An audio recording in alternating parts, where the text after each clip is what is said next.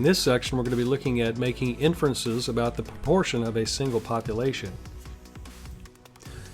And as is usual, we'll start off talking about the sampling framework. Remember that the sampling framework is very important because that really determines the way that you have to go about doing the analyses and the sampling distribution of the statistics you're using and so forth. So suppose we have a binomial random experiment consisting of n trials, each trial with success probability p, and that the random variable x is counting the number of successes in the sample. Then x has a binomial distribution with n trials and success probability p.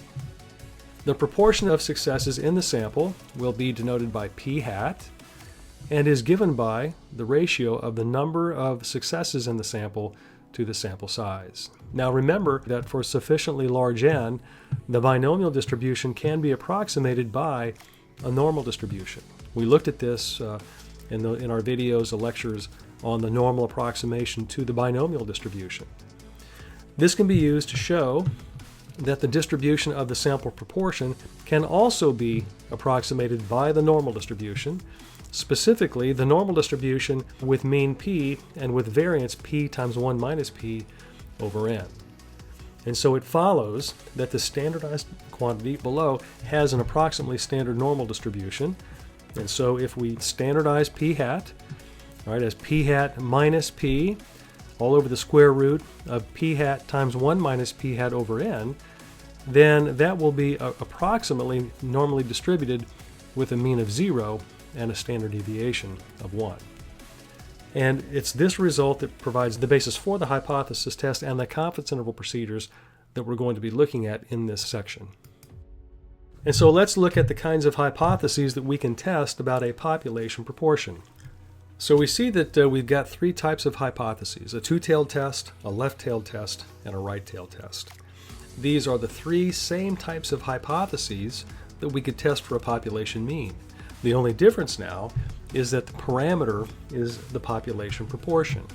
So if we look at this two-tailed test, the null hypothesis says that the population proportion is equal to some particular specified value against the alternative that it's not equal to that value.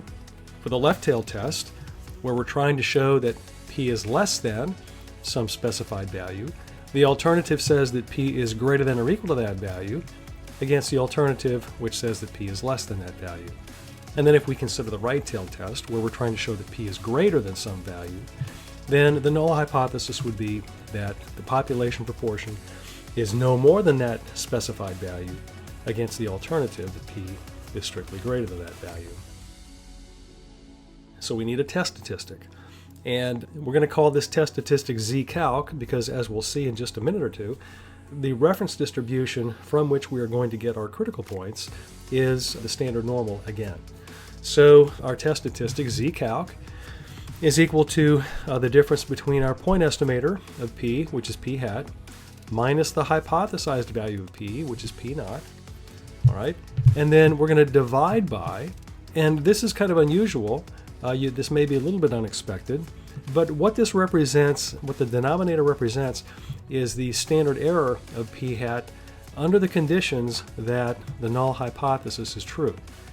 So in this particular test statistic, we're not going to put estimated values of p in for p here. What we're going to do instead is to replace p with the hypothesized value of p and compute the standard error of p hat under that assumption that the null hypothesis is true. Now, if the null hypothesis is true, then this test statistic, z-calc, the sampling distribution of that test statistic is the standard normal distribution, at least approximately. And we know it's not exact, but we're appealing to the central limit theorem and the normal approximation to the binomial. All right, so that the sampling distribution of this quantity, if the null hypothesis is true, would be approximately standard normal. And so because of that, we're going to get our critical points from the standard normal table. And so if we are performing a two-tailed test, all right, hypothesis A, then we're going to reject the null hypothesis if our test statistic z-calc is either less than negative z sub alpha over 2 or greater than positive z sub alpha over 2. If we are performing a left-tailed test, hypothesis B, then we are going to reject the null hypothesis if our test statistic z-calc is less than negative z sub alpha. And if we're performing a right-tail test, then we're going to reject the null hypothesis if z-calc is greater than positive z sub alpha. So notice that these are the same critical points that we used in performing the z-test of the population mean when we assumed that we knew the population standard deviation was known. Because there the reference distribution was, again, the standard normal. And so because the reference distribution in this case is the standard normal, we have the same critical points as we did before. To calculate the p-value, you should recognize these formulas as the same formulas that we used for the z-test, again because the standard normal is the reference distribution for this test. So if we're performing a two-tailed test, hypothesis A, then the p-value is equal to twice the probability that a standard normal random variable is at least as big as the absolute value of the test statistic. If we're performing a left-tailed test, hypothesis B, then the p-value is the probability that the standard normal random variable is less than or equal to the observed value of the test statistic. And if we're performing a right-tailed test, hypothesis C, the p-value is the probability that the standard normal random variable z is at least as big as the observed value of the test statistic. All right, so these formulas should be familiar from when we did the z-test. Okay, so let's look at an example. So an advertisement claims that more than 60% of doctors prefer a particular brand of painkiller. An agency established to monitor truth in advertising conducts a survey consisting of a random sample of 120 doctors. Of the 120 doctors, 82 indicated a preference for that particular brand.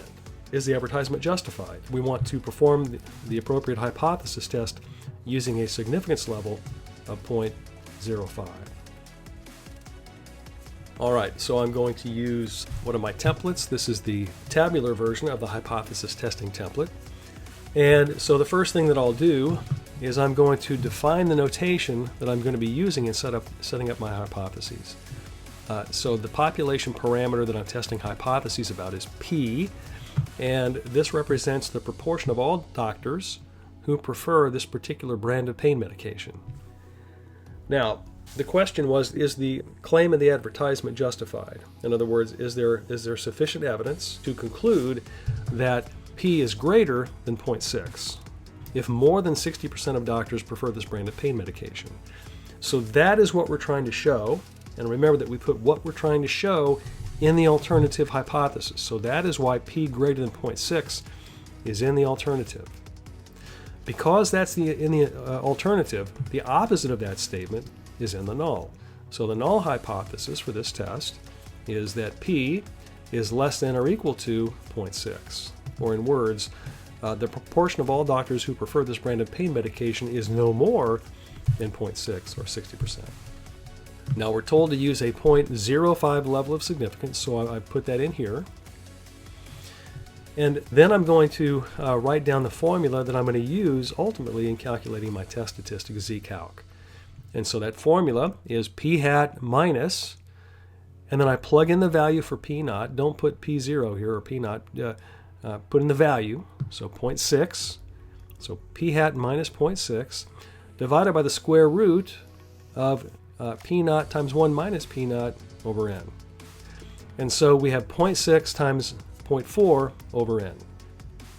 So that's the formula that we're going to use down here in the calculation area for the test statistic. Now we also have to define our rejection criteria. And so because this is a one-sided test, it's a right-tailed test, the rejection criteria is to reject the null hypothesis if z-calc is large, all right? If it's greater than the upper fifth percentage point of the standard normal distribution, which is 1.645. So if the calculated value of z-calc is greater than 1.645, that will lead us to reject the null hypothesis and conclude that the alternative is true. To proceed, we have to summarize our data, calculate the appropriate sample statistics. And so in this case, p hat, the sample proportion, is equal to 82 over 120. 82 doctors preferred this particular brand of pain medication out of the 120 doctors in the sample. And so this sample proportion is 0.6833. We plug that in for p hat, and we'll do that calculation down here. And so we get a calculated value of our test statistic z-calc of 1.8634. Now, since 1.8634 is larger than 1.645, we reject the null hypothesis, and we conclude that the alternative is true, which says that p is greater than 0.6. So that is the statistical conclusion. To translate that into the language of the problem and to be more complete about it, we would say that at the 0.05 level of significance, there is sufficient evidence to conclude that more than 60% of all doctors prefer this brand of pain medication. And so again, remember that when we are stating our conclusions, when we're saying that there is sufficient evidence, we have to say at what significance level. There is sufficient evidence at the 0.05 level of significance to conclude that more than 60% of all doctors prefer this brand of pain medication. But what if we were using a 0.01 level? Again, let's take a look at that. And now, in order to do that, let's first calculate the p-value for this test. And I've shown that down here at the bottom of the page. We're not going to go and do a detailed calculation, but because this is a right-tailed test, the p-value is equal to the probability that the standard normal random variable z is greater than or equal to the calculated value of the test statistic, which was 1.8634. And we can get this from the standard normal table. This probability is approximately 0.0314. So we know that the p-value for this test is approximately, just a little bit bigger than 0.03. Again, suppose we were using, instead of a 0.05 level of significance, well, let me back up a second. If we were using just the p-value method to draw our conclusion, we would say that because this p-value, 0.0314, is less than or equal to 0.05, we would reject the null hypothesis at the 0.05 level of significance and conclude that the alternative is true, which says that p is greater than 0.6. But if we were using a 0.01 level of significance, we would say that because the p-value is not less than or equal to 0.01, we fail to reject the null hypothesis at the 0.01 level.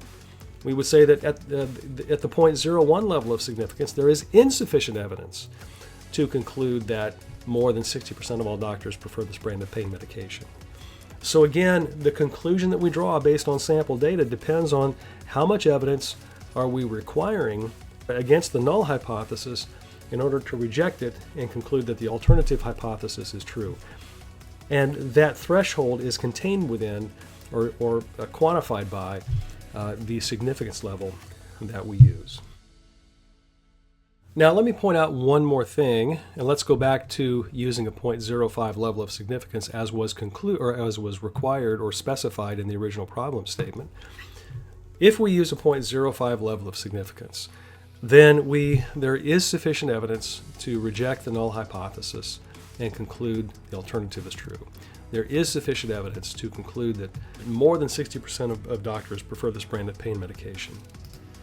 Now, is it possible that we have gotten a hold of a sample that's led us to the wrong conclusion? In other words, is it possible that even though we've obtained this particular sample, that in the population, at the population level, that the proportion of doctors who prefer this brand of pain medication is actually less than or equal to 0.6? Well, of course, right? There's no conclusion that we draw statistically, based on empirical data, is ever 100% sure. And so, even though there is sufficient evidence at the 0.05 level of significance to conclude that more than 60% of doctors prefer this brand of pain medication, it could be that we have come to the wrong conclusion. Now, if we have come to the wrong conclusion, if the true value of p is actually less than or equal to 0.6, then if we have come to the wrong conclusion, what type of error is it? A type 1 or a type 2? It would be a type 1, right? Because we have rejected the null hypothesis at the 0.05 level of significance. So if the null hypothesis is true, but in this case we have rejected the null hypothesis and concluded that the alternative is true, then that would be a type 1 error. But notice that, so how do we interpret this? How do we think about this? Well, we need to realize that we are the ones when we specify the level of significance to use, we are the ones who control the probability of committing a type 1 error. And so because the significance level that we've used is 0.05, we acknowledge that yes, it's possible that we've committed a type 1 error here. In other words, we've gotten a hold of a sample that's led us to reject the null hypothesis when we shouldn't have, but we know that the probability of that happening is only 5%. And so because we know that the probability of that type of error, that type 1 error, is only 5%, we can be confident and express our results here with confidence. Let me point out that that is why we put what we want to prove, what we want to show, in the alternative hypothesis. Because if we reject the null in favor of the alternative and prove what we've set out to prove, if we set it up this way, then we can state our conclusions with a high degree of confidence. Because, again, if we have drawn the wrong conclusion, it's a type 1 error, but we are the ones who control the probability of that type 1 error. What if we were to set up the hypotheses in the other direction? And let me show you what I mean. What if we set the hypotheses up the other way so that what we're trying to show is contained in the null hypothesis? So it's not exactly the same, because remember, the equality part always has to go in the null, right? And the specific statement in the advertising claim was that strictly more than 60% of doctors prefer this brand of pain medication. So it's not completely equivalent, but this is a common mistake that people make. All right, so that's why I want to show this. So with this setup, the null hypothesis says that P is at least or greater than or equal to 0.6 against the alternative that P is less than 0.6. And again, we're going to use that same level of significance. We have the same value of the test statistic. But now, since this is a left-tailed test, we're going to reject for small values of our test statistics. So we would reject the null hypothesis if z-calc is less than negative 1.645. All right, now the value of the test statistic stays the same because the formula is the same, and the sample statistic stays the same. And so then we would, in order to evaluate and draw a conclusion based on this test statistic, we would compare the value of this test statistic to our rejection criteria. All right, and since 1.8634 is not less than negative 1.645, we would fail to reject the null hypothesis. Now, some people set this test up this way and say, well, we failed to reject the null hypothesis, so we've proven that the claim is true. Well, but we need to be careful, in terms of how we set things up and how we interpret these results. And so how would we interpret, in the language of the problem, this particular conclusion? Well, we would say that there is insufficient evidence at the 0.05 level of significance to conclude that P is less than 0.6. In other words, there's insufficient evidence at the 0.05 level of significance to conclude that less than 60% of doctors prefer this brand of pain medication. Now, there are a couple problems with that. Number one, that's not what we were tasked to try to show. But some people will take this and say, well, I did not reject the null hypothesis, so the advertising claim must be true, right? Or we can have a high degree of, they might say we can have a high degree of confidence that the advertising claim is true, that the null hypothesis here is true. But is that the case? Let's think about this. We have failed to reject this null hypothesis. And so if the null hypothesis is actually false, and we failed to reject it, what kind of error is that? Is that a type 1 error or a type 2 error? Well, that would be a type 2 error, right? So in order to say that we've shown that the advertiser's claim is true or valid, we would have to essentially fail to reject the null hypothesis, or in other words, accept the null hypothesis. But when we do that, there's the potential that we've committed a type 2 error. Now, what is the probability of a type 2 error? Well, let me tell you what it's not. It's not this 5%.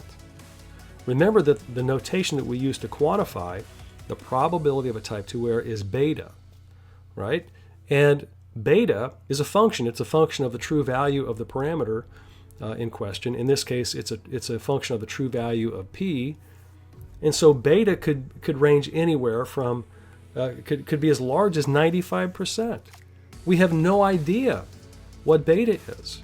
And so because of that, we have to be very, very cautious in terms of how we state a conclusion when we fail to reject the null hypothesis. When we fail to reject the null hypothesis, we really don't want to say that we've shown that the null hypothesis is true, because again, we don't have really any idea of how big the probability of a type 2 error is in that case. So for this reason, it would not be an effective approach to set up the hypotheses this way, because even though failing to reject the null hypothesis is consistent with the advertiser's claim, we cannot state that conclusion with a high degree of confidence, because we don't know the true value of beta, the probability of a type 2 error. This is why you always put what you're wanting to show in the alternative hypothesis, which is what we did when we first worked this problem. All right, so that wraps up hypothesis tests for a population proportion. In the next video, we're going to look at constructing confidence limits and confidence intervals for a population proportion.